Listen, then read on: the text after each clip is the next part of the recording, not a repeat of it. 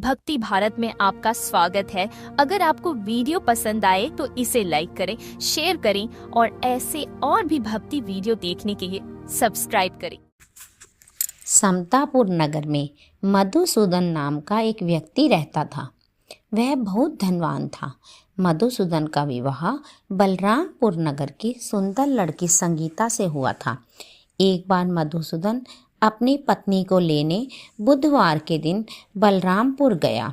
मधुसूदन ने पत्नी के माता पिता से संगीता को विदा करने के लिए कहा। माता पिता बोले, बेटा आज बुधवार है, बुधवार को किसी भी कार्य के लिए यात्रा नहीं करते। लेकिन मधुसूदन नहीं माना। उसने ऐसी शुभ अशुभ बातों को न मानने की बात कही। दोनों ने बैलगाड़ी से यात्रा प्रारंभ की। 2 कोस की यात्रा के बाद उसकी गाड़ी का एक पहिया टूट गया। वहां से दोनों ने पैदल यात्रा शुरू की। रास्ते में संगीता को प्यास लगी। मधुसूदन उसे एक पेड़ के नीचे बैठाकर जल लेने चला गया। थोड़ी देर बाद जब मधुसूदन कहीं से जल लेकर वापस आया तो वह बुरी तरह हैरान हो उठा, क्योंकि उसकी पत्नी के पास उसकी ही शक्ल सूरत का एक दूसरा व्यक्ति बैठा था।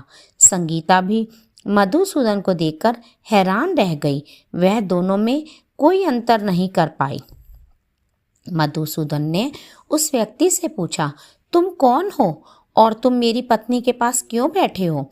मधुसूदन की बात सुनकर उस व्यक्ति ने कहा, अरे भाई, यह मेरी पत्नी संगीता है। मैं अपनी पत्नी को ससुराल से विदा कर लाया हूँ। लेकिन तुम कौन हो जो मुझसे ऐसा प्रश्न कर रहे हो? मधुसूदन ने कहा, तुम जरूर कोई ठग या चोर हो। यह मेरी पत्नी संगीता है।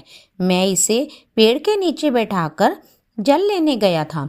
इस पर उस व्यक्ति ने कहा, अरे भाई, झूठ तो तुम बोल रहे हो। संगीता को प्यास लगने पर जल तो मैंने लाकर पिलाया है उसे। अब तुम चुपचाप यहाँ से चलते बनो, नहीं तो किसी सिपाही को बुलाकर तुम्हें पकड़वा दूंगा। दोनों एक दूसरे से लड़ने लगे। उन्हें लड़ते देख बहुत से लोग इकट्ठे हो गए। नगर के कुछ सिपाही भी वहां आ गए। सिपाही उन दोनों को पकड़कर राजा के पास ले गए। सारी कहानी सुनकर राजा भी कोई निर्णय नहीं कर पाया। संगीता भी उन दोनों में अपने पति को नहीं पहचान पाई। राजा ने दोनों को कारागार में डाल देने के लिए कहा। राजा के फैसले पर असली मधुसूदन भयभीत हो उठा। तभी आकाशवाणी हुई, मधुसूदन, तूने संगीता के माता पिता की बात नहीं मानी और बुधवार के दिन अपनी ससुराल से प्रस्थान किया। यह सब बुद्धदेव के प्रकोप से हो रहा है। मधुसूदन ने भगवान बुद्धदेव से प्रार्थना की, हे भगवान बुद्धदेव, मुझे क्षमा कर दीजिए। मुझसे बहुत बड़ी गलती हुई है। भविष्य में अब कभी बुधवार के दिन यात्रा नहीं करूँगा। सदैव बुधवार का व्रत किया करूँगा। मधुसूदन के प्रार्थना करने से भगवान बुद्धदेव ने उसे क्षमा कर दिया। तभी दूसरा व्यक्ति राजा के सामने से गायब हो गया।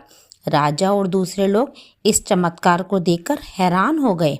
भगवान बुद्धदेव की इस अनुकंपा से राजा ने मधुसूदन और उसकी पत्नी को सम्मान पूर्वक विदा किया। कुछ देर दूर चलने पर रास्ते में उन्हें बैलगाड़ी मिल गई। बैलगाड़ी का टूटा हुआ पहिया भी जुड़ गया। दोनों उसमें बैठकर समतापुर की ओर चल दिए। मधुसूदन और उसकी पत्नी संगीता दोनों बुधवार को व्रत करते हुए आनंद पूर्वक जीवन यापन करने लगे। इस तरह भगवान बुद्धदेव की कृपा से उनके यहाँ खुशियाँ बरसने लगीं। इस तरह जो स्त्री पुरुष विधिवत बुधवार का व्रत करके व्रत कथा सुनते हैं, भगवान बुद्धदेव उन्हें सभी कष्ट दूर करते हैं।